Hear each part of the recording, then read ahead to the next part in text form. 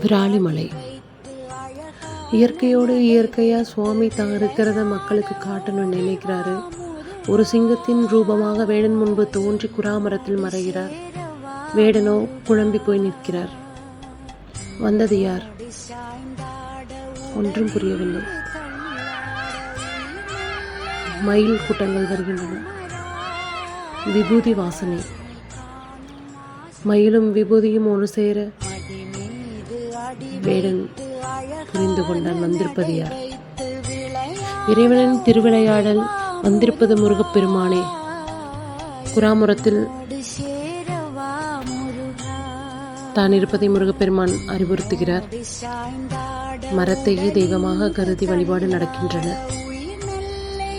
காலங்களோட தைத்திருநாள் ஒன்றில் முருகப்பெருமானின் திருவுருவச் சிலை பிரதிஷ்டை செய்யப்படுகிறது. வழிபாடும் செய்யப்படுகிறது. வசிஷ்ட அருந்ததி தம்பதியினரிடமிருந்த பாலமுருகனை பராமரிக்கும் வேளையில் அருந்ததி தவறிப்போக வசிஷ்டரோ கோபமட்டு அருந்ததியை சபிக்கிறார். முருகப்பெருமான் கோபமுற்ற வசிஷ்டரை சபிக்கிறார். தம்பதி சாபத்திற்குள்ளாகின்றனர். முருகப்பெருமானிடம் வேண்டும் போது சரவண பொய்கையில் நீராடி விராலிமலையில் தன்னை வந்து தரிசிக்குமாறு உத்தரவிடுகிறார். சுவாமியின் அருளாசியுடன் சாபம் நீங்க பெறுகின்றனர். கச்சியப்ப முனிவர், நாரத முனி என்று பல தேவர்களும் சாப விமோச்சனம், நோய்கள் நீங்க விராலிமலையில் சரவண பொய்கையில் நீராடி சுவாமியை தரிசித்ததாக தல வரலாறுகள் கூறப்படுகின்றன. அருணகிரிநாதர் ஞானம் பெற்ற பின்பு விராலிமலைக்கு வருமாறு சுவாமியால் உத்தரவிடப்படுகிறது. அருணகிரிநாதர் வருகிறார். காட்டிற்குள்ளே வழி தெரியாது நிற்க வேடன் ஒருவன் மூலமாக கோவிலை வந்தடைகிறார். கோவிலுக்கு வந்தவர்க்கு ஆச்சரியம். வழிகாட்டியது முருகப்பெருமானை தவிர வேறு யாரும் இல்லை. திகட்ட திகட்ட திருப்புகழை பாடுகிறார். சுவாமியை நினைத்து உருகி உருகி பாடுகிறார்.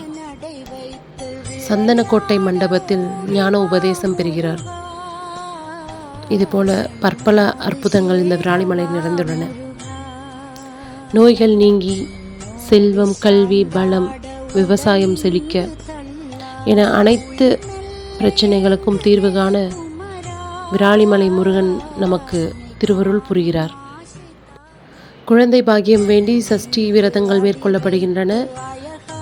ஆண்டவரின் திருவருளால் பெறப்பட்ட குழந்தைகள் முருகப்பெருமானிடம் கொடுக்கப்பட்டு பின்பு மாமன்கள் மூலம் தவிர்க்கு திரும்ப பெற்று பெற்றோரிடம் ஒப்படைக்கப்படுகின்றது. இன்னும் இந்த வழக்கம் நடைமுறையில் உள்ளது. குன்றிருக்கும் இடமெல்லாம் குகனிருக்கும் இடம். அவனை கண்டாலே ஆனந்தம் பெரும் மனம். இதுபோல சொல்ல சொல்ல அள்ள அள்ள குறையாத, பேசி பேசி திகட்டாத ஒரு இனிதிலும் தேனை போன்ற இனிது இந்த ஆறுமுகனுடைய திருப்புகள்.